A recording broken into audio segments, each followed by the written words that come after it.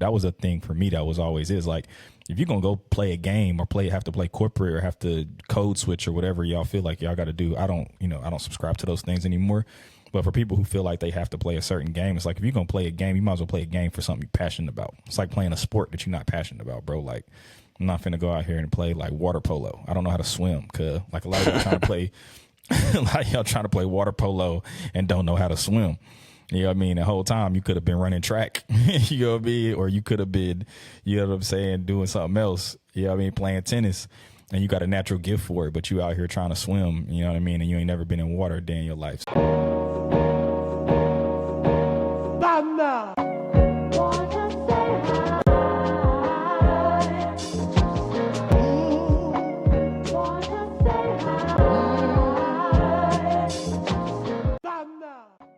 What up, world? It's Dave. Dave Has Wings, and we're back for another episode of The Living Room. I'm Hugh House's partner, focused on strategy and operations, and I got with me my good homie and co-host, Elliott McKnight. What's up, y'all? This is Elliott McKnight, partner, creative technologist, and creative operations for Hugh House, man. Excited for today. No doubt. What you been up to, man? What's the latest from the greatest? I know it's been a lot going on in the world, and I know we had a lot going on, just like, you know, transition, like life, public, like you've been traveling a lot, you know what I'm saying? I got a lot going on at the crib, just with baby girl growing and all that kind of stuff, man. So what you been up to? I feel like we checked in a minute on a creative tip. Yeah, man. What's been going on as of late, man? Honestly, like you said, man, it's been like a little bit of traveling, doing family things.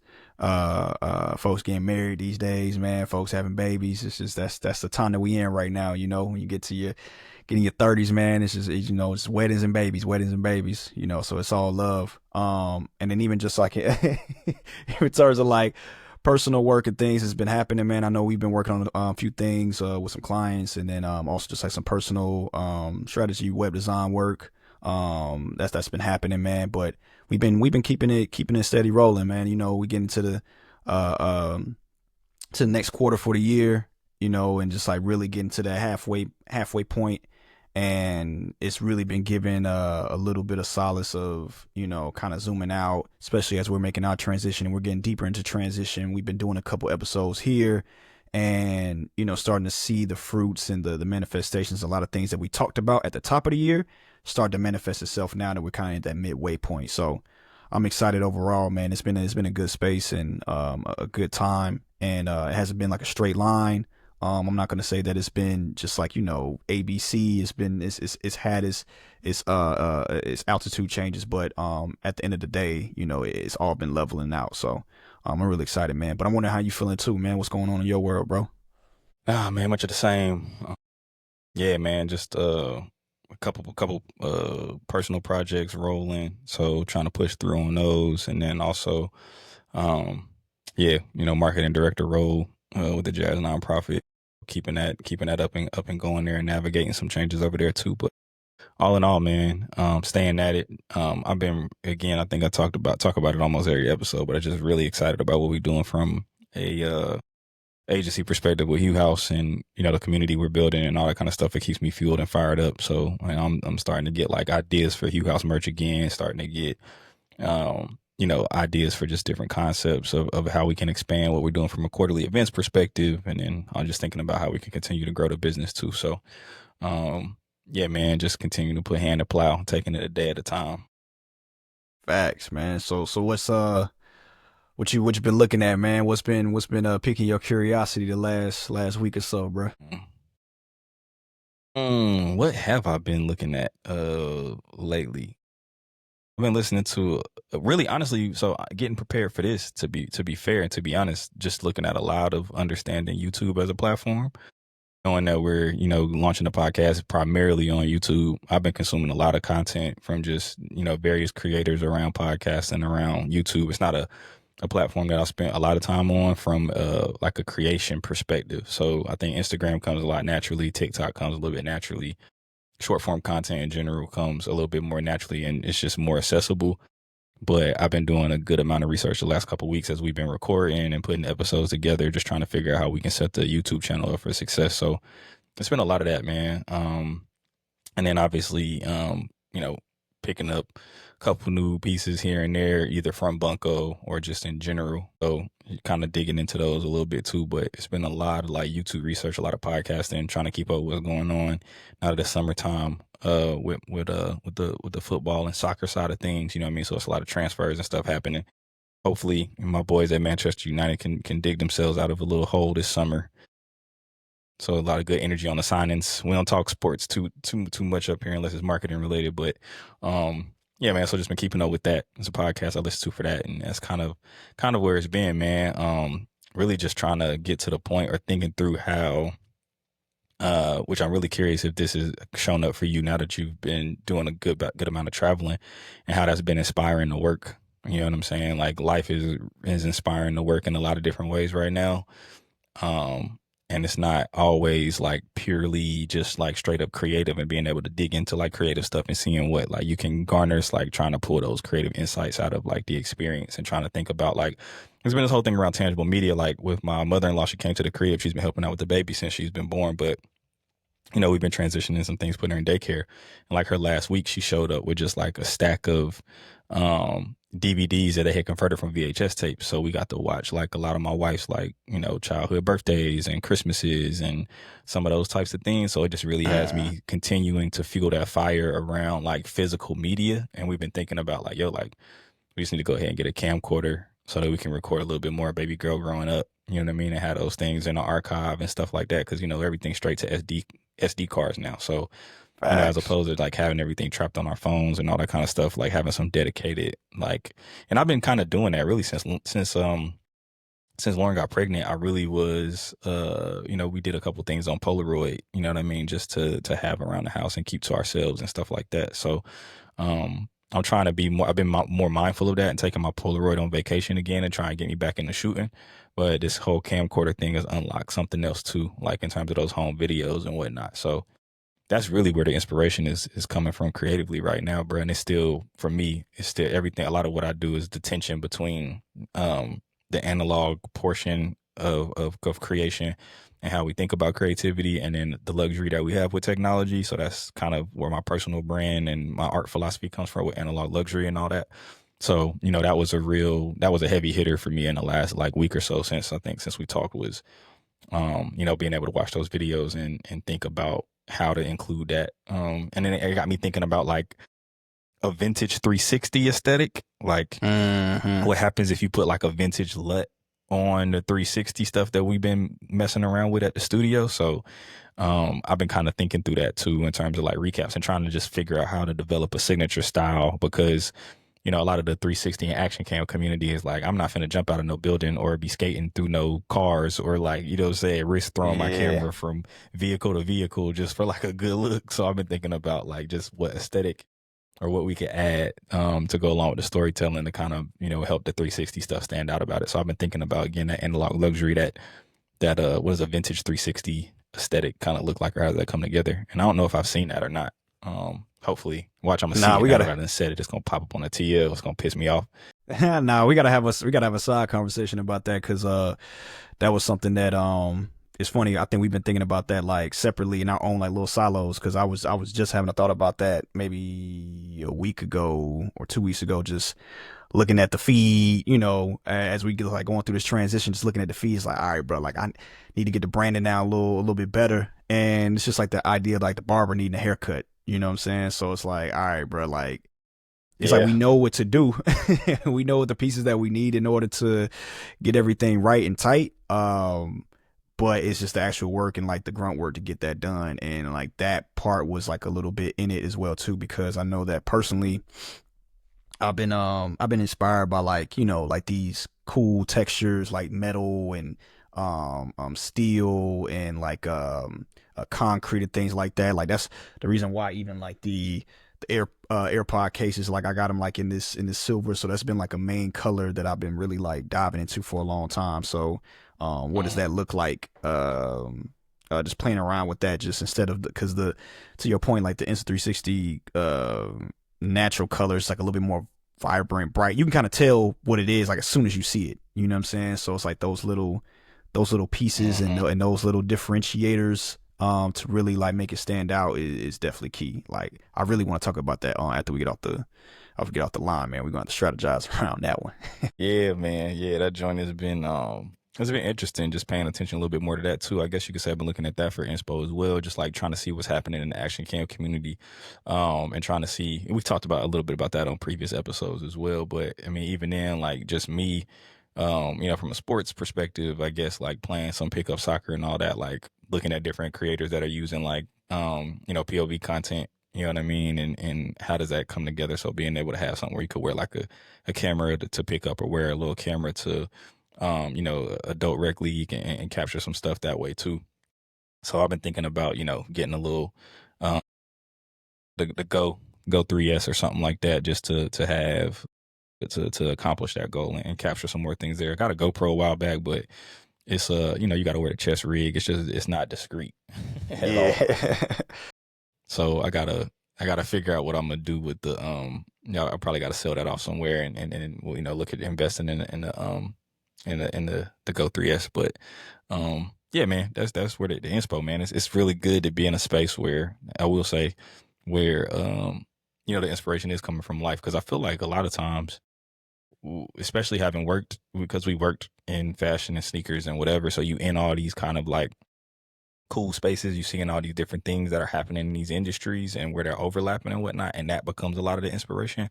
But I think there's something to be said, and something a little bit more pure about the life that you live in, inspiring you creatively and being able to find that balance. And I think that comes with maturing. I think that comes with like life changes, becoming a parent, becoming a husband, all those types of things too. So yeah, man, it's been an interesting time, and I've been trying to like, while I'm also like living it, trying to like create space to sit back and reflect, so that I can see what's happening, how it's happening, so that I can kind of, start to weave some of that stuff in, because otherwise it'll pass you by. You know what I'm saying?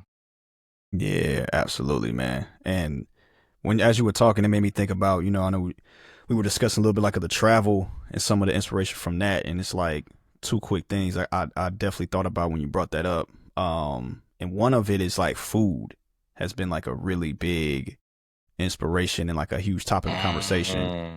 So I was just in the past month I was in Puerto Rico for one trip, and then I was in Dallas, Texas for another, and literally just did the Dallas trip. And one of the things that came up with me moving to New York recently is that I'm realizing a lot of the childhood Southern that I didn't even realize was Southern, or, just the rest of America, chains and places to eat aren't either, they're not like easily accessible here, or it's just not here at all. When I'm going out, when I go back to the crib, or I go home, or I go out to certain places, like I knew, like for one of the biggest things, I was letting my girls cousins know. I was like, yo, I haven't had queso, like normal queso, in a year, bruh. In a year, like I haven't been able to go get some nachos with queso on it in a year. It doesn't exist, and I don't know what's going on, bro. It doesn't make any sense to me. It's wild, but I'm telling you, bro, I've hit up plenty of places. I'm sure it exists somewhere, but it's not like a normal thing. How it is, like you just go to Quiznos or something like that, or you go to Moe's and you just like, okay, I'm gonna get some chips and queso and then get up out of here. Like, nah, it's not happening, bro. Like, it's not a thing. And so we had to like make that a whole situation, and even That's like, interesting.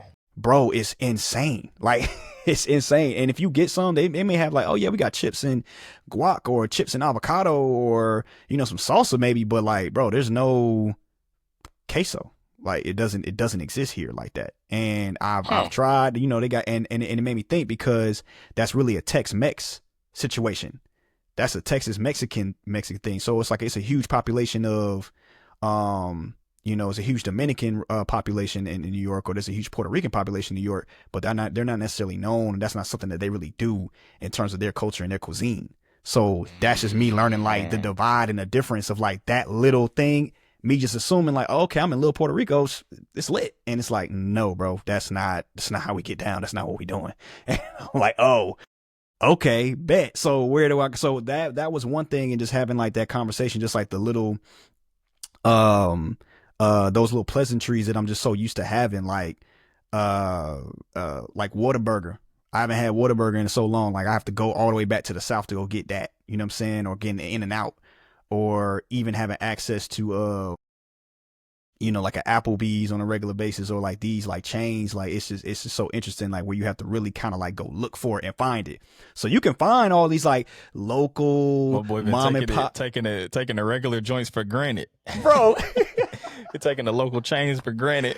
Bro, we was having a Bro conversation say like, Applebee's. He bro, say, Chili's, you know what I I'm need a saying? two Like, for 20, dog. bro, I Chili's, need, I need a 2 for 20. Bro said I missed the 2 for 20 cause somebody just hit me. Hit me I'm with like, some yo, mozzarella sticks, please. bro, please, bro. I mean, this restaurant, cool. Yeah, this Michelin star, this is fine. Don't get me wrong, that's lit. But bro, I'm just trying to get me like a hamburger, fam. Like I'm trying to get in and out of here, bro. I'm not trying to have like a whole, dinner party every time I go out to eat. You know what I'm saying? And then, just even like the different styles of like, pizza and things like that. It's just like, the oven, they got the oven baked, or, they throw it in the big joint, the thin slices or whatever. There's a conversation around the New York pizza, but it's just like, oh, bro, sometimes I just want like some Pizza Hut, like some Domino's, like something regular. And those do exist a little bit more, but it's in terms of like just how it's situated against everything else, because New York specifically is just so like locally and mom and pop driven, which is a great thing. You know what I'm saying? They haven't really been hit hard by like, a lot of that. You only have like these big chains in existence, but the balance is that now you don't really have much at all, or anything that's like really close, unless you got to take like a huge trip to make that happen. So when I'm getting to like Hey Dallas or something man, like that, it's like, about to bruh, have you hey, about when to I have get to the Charlotte, New Yorkers finna be on your head like Keith Lee. They finna be on your head like Keith Lee first running New York, boy, the way you yeah, talking about New York mom and pops right now. yeah, nah, bro. I'm just, hey, let me clear it up. Let me clear it up. I love it. I love it. But sometimes, bro, I just need to get me a little queso on the back end. Somebody point me to the right direction, bro. That's all I'm saying. Maybe I ain't hit it yet. Somebody hit me in the comments and let me know what's good, bro.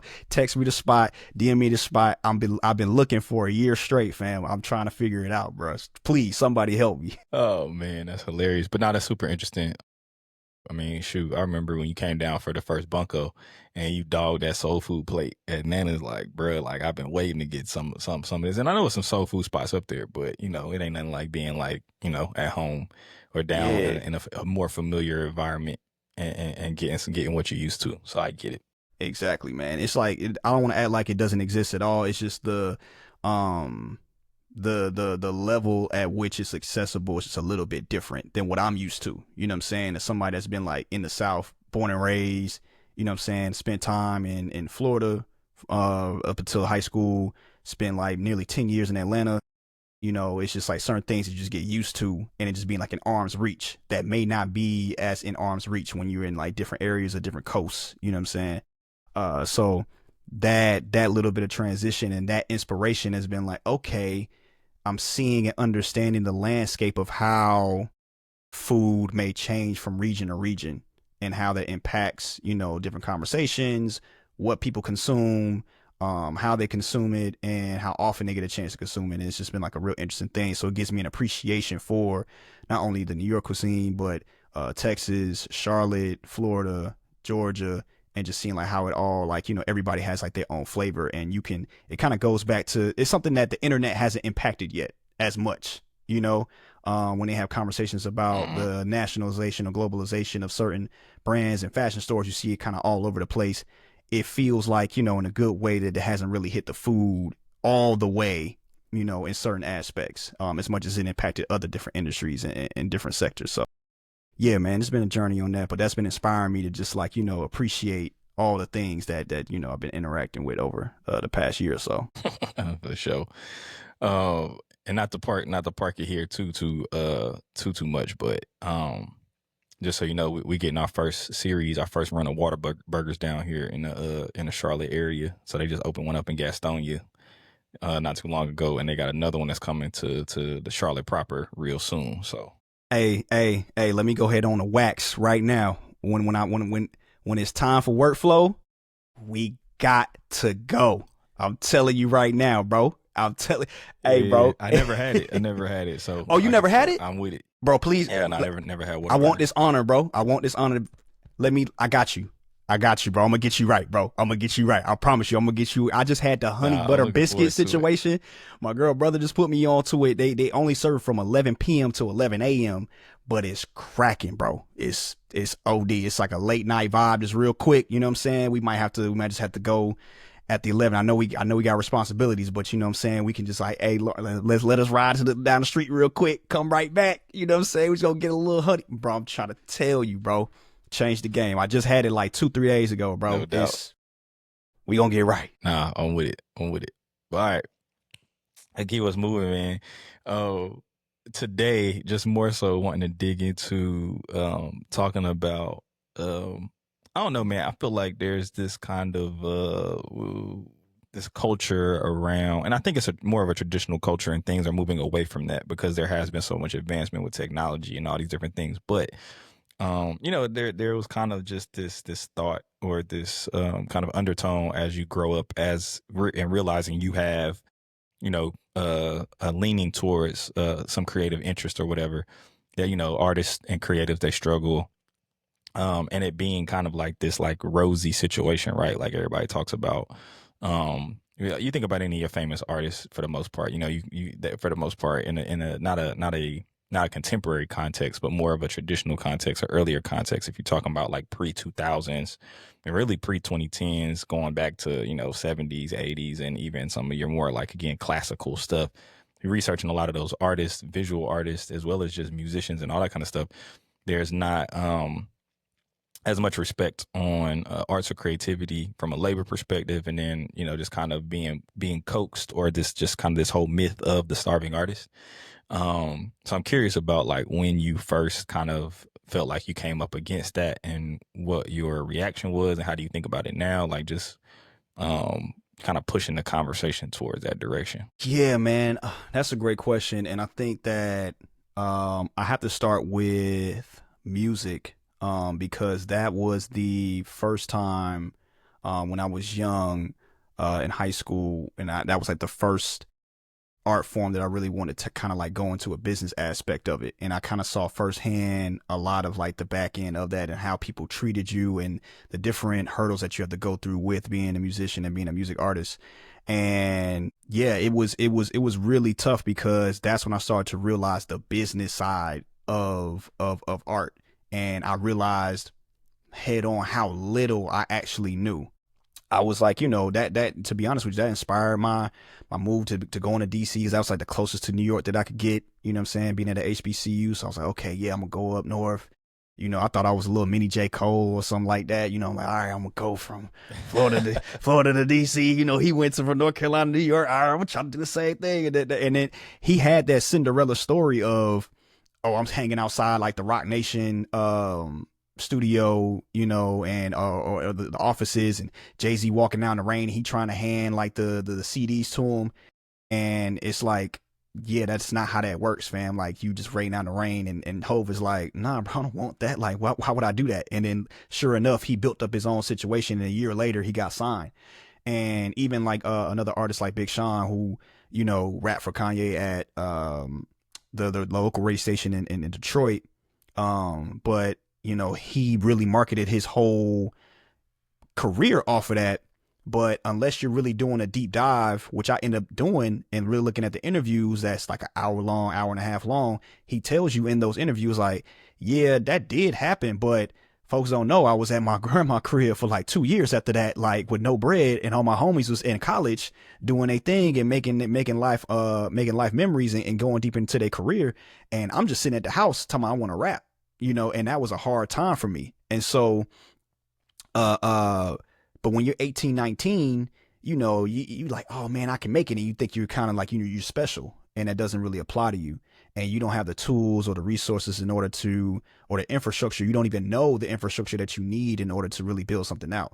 So that is, quite honestly, how I got into the space that I'm in now, because honestly, music artists are, naturally, if they're really gonna go the distance, they have to be a creative director in a large sense. Like, they have to understand the video aspect, they have to understand the mixing, the audio engineering aspect, the marketing aspects. They have to understand all these different sectors. And then flipping that was like kind of like the unlock for me, because as I was working through, I kept running into managers that would say, "Oh yeah, I want to sign you for five album, situation, and then take 15-20% of your royalties and all these things," and that didn't really quite sit right.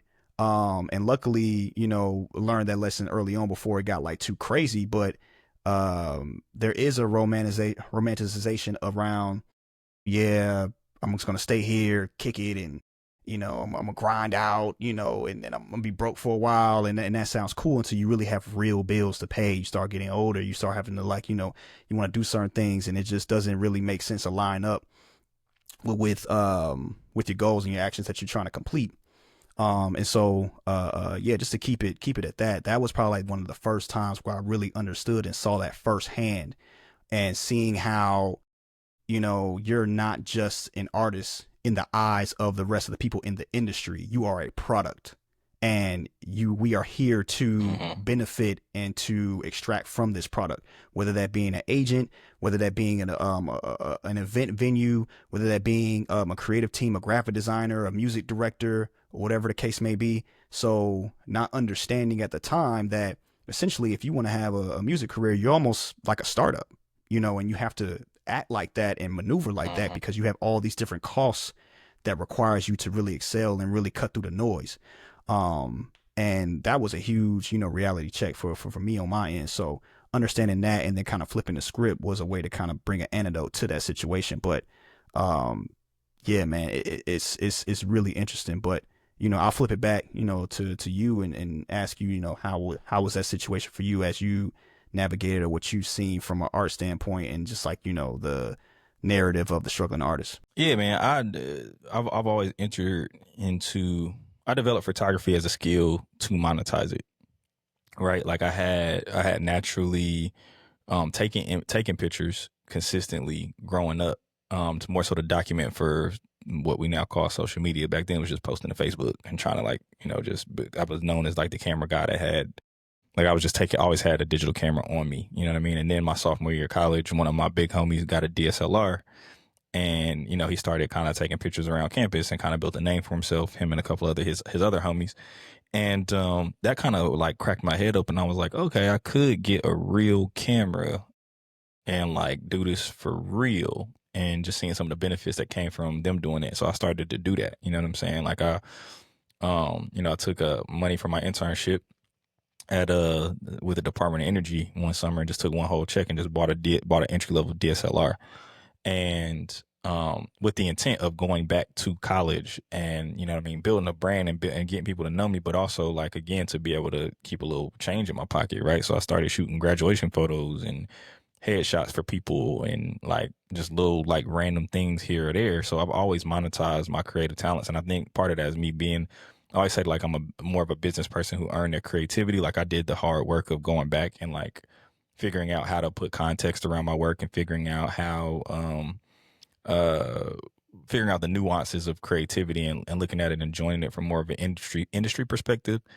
So I came but that's not to say that there weren't remnants of understanding that this is the perception in general when you do something creative, and understanding that you're still impacted. No matter how you entered the medium, you're still impacted by people's thoughts of what it is to be a creative person, or what it is to be somebody who has a creative skill.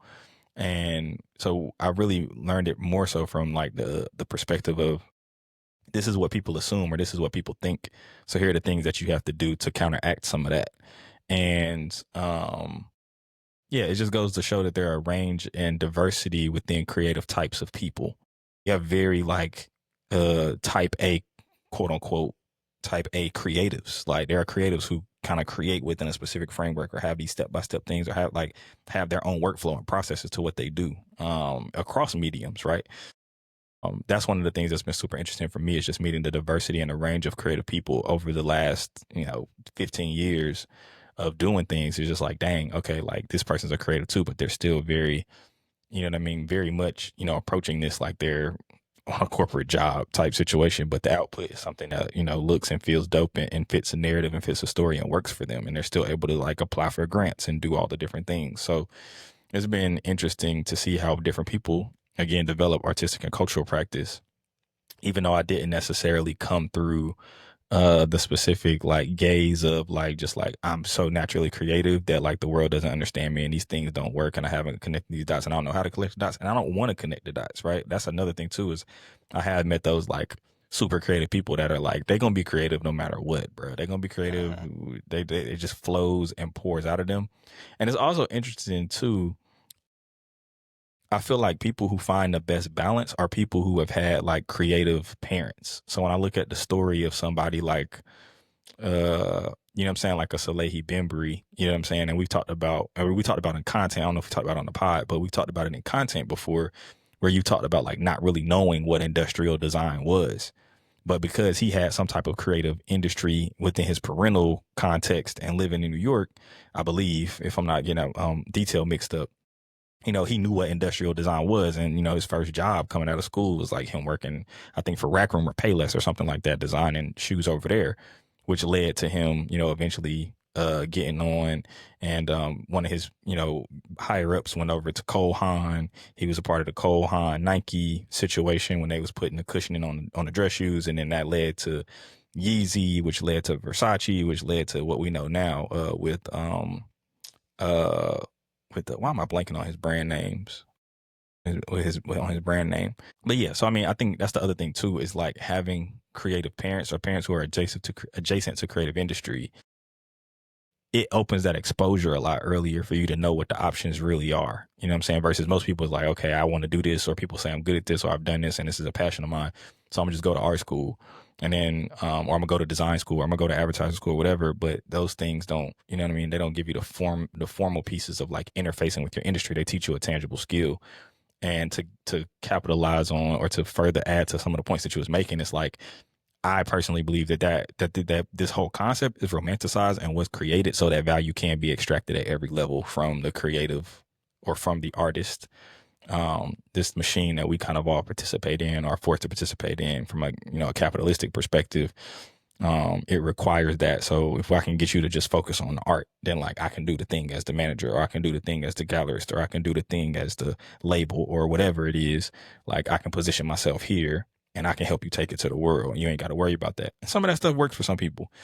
So it's no knock to any format that anybody has, but it's just recognizing what's happening and being able to say like either I do want to tap in this or I don't. And sometimes I don't feel like all creatives or most creatives, excuse me, have you know, access to that line of thinking or that train of thought. I don't even think it's a thought in their mind. I think they just feel like I'm struggling. I don't know why I'm struggling, and this is just how it is when you do creative things. Yeah, that's very interesting because, you know, I empathize with both sides of it. I feel like, you know, I think we came in at, you know, at similar but a little bit different like ends of it, because I feel like a lot of times I'm like a creative that like earned the business side. So I came in like head first, like, oh, creative, da da da da da, like, you know, sketching and drawing and, you know, just playing around, tinkering, da da da da, but just didn't understand or just didn't know, you know, the different the pieces of it. And I remember, yeah, I remember, and I feel so bad now because I feel like there was a couple situations where I was like that creative where I was like not trying to connect dots, like, nah, I want to do it like this, but not understanding that somebody did try to tell me a little bit, but it just wasn't told to me in a way maybe that I could receive it at that point in time. Like I don't want to act like there was just nobody around. But because, you know, maybe I saw somebody else like above me doing it, and I was like, nah, but this person did it, and it was just like ignoring the realities. And I think that goes back to our last conversation where, yeah, this one person may have been able to do it like this, but everybody ain't sitting in this space of, you know, the elite few, you know. And instead of trying to put yourself in a Yeah. stressful situation where you have to again hit a home run, it's like, bro, hedge your bets.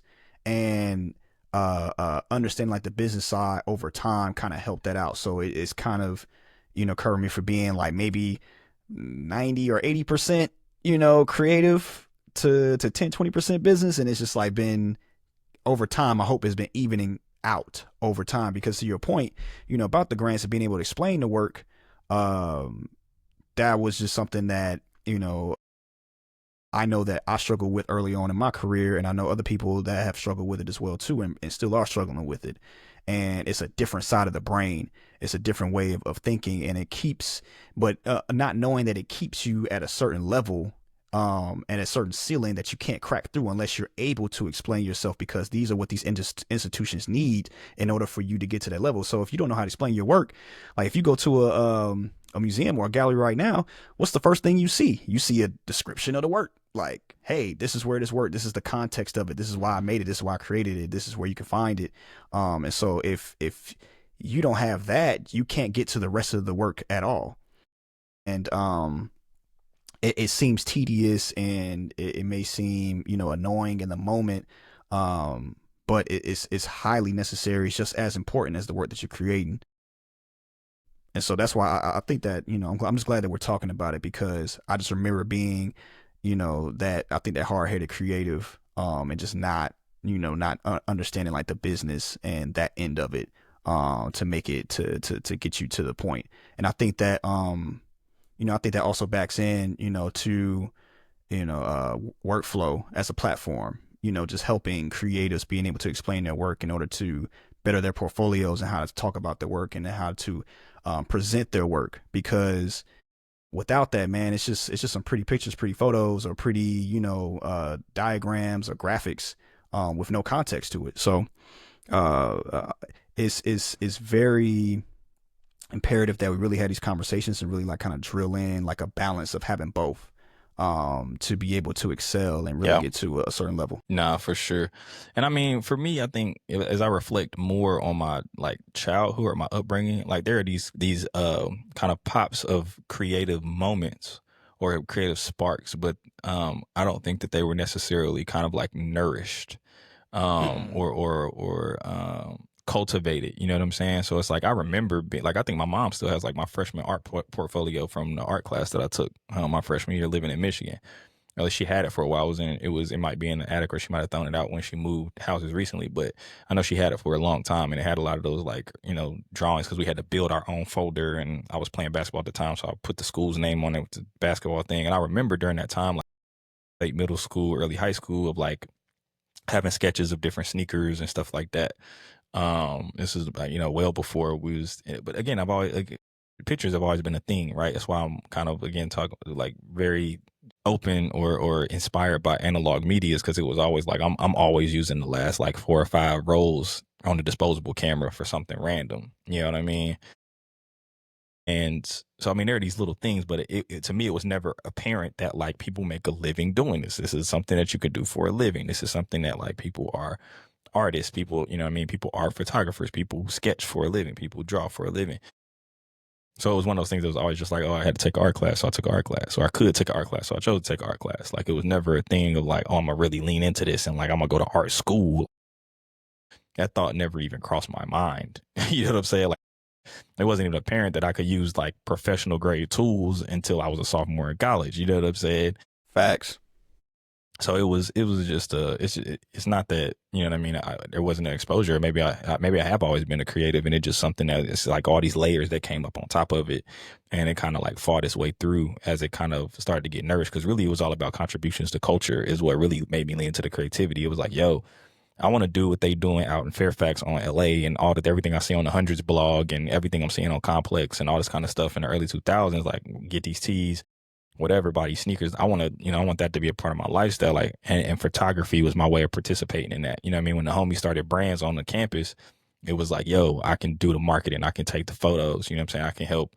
You know what I mean? I'm learning about margins and all the different things. Like I can help do the business side of it. So it's like for me, even the creative has always been about contributions to culture in a real way. You know what I mean? And that was the thing that encouraged it or fed it, was like, yo, this is my way to contribute to bringing this culture that I'm seeing, on the internet, on Tumblr, and bringing it to my front yard, my backyard. You know what I'm saying? Like this is me, making that culture happen here.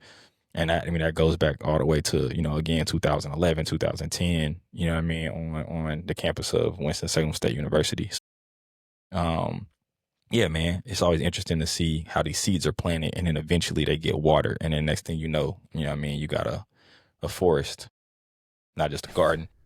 Facts. That made me think, and as you were speaking, I don't know if I know this about you, but how did you get your first camera? Did somebody put it in your hand, or was that something that you sought out on your own? So crazy enough, even as I say, like, oh, it wasn't really nourished or whatever, like, I remember my mom's, she bought me digital cameras. Like, I had like little pocket digital cameras that I would get for Christmas. And I think, again, that comes out of seeing, like, okay, this little dude, every time there's like, we finish up a birthday party or whatever, if there's 3 or 4 shots left, like, he's the one who's like using that or asking for it or what, or asking me to buy a camera in the store. I'm sure there are these moments. I actually probably need to talk to my mom about that and see, like, what made you buy me a digital camera? Did I ask for it, or maybe I asked for it? I can't. I genuinely can't remember, but I do remember getting a digital camera at some point, like in middle school through high school.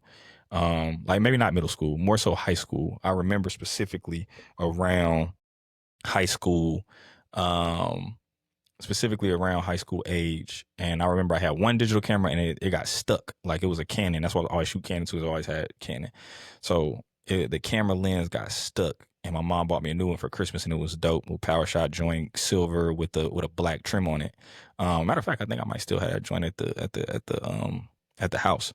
And that was like the go to from like junior year of high school through sophomore year of college. So it's like 4 years of just like uploading stuff on Facebook just based off using that camera and just having it on me at all times.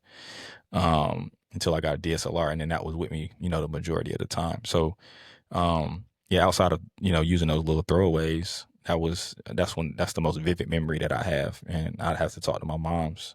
But even then, like my aunt is big on photography and documenting the family, and like just like I was talking about my wife's family being big on like commenting video and having those VHSs. Like if you walk into my aunt's crib or walk into where my grandma used to stay, they have like these big montage walls and collages of just family photos of different moments of people traveling, of this, of that. And that was like the oral lineage of like walking through the crib, and my aunt be like, okay, that's aunt so and so, this uncle so and so. We was at this trip, we was on this vacation, we did this, that, and the third.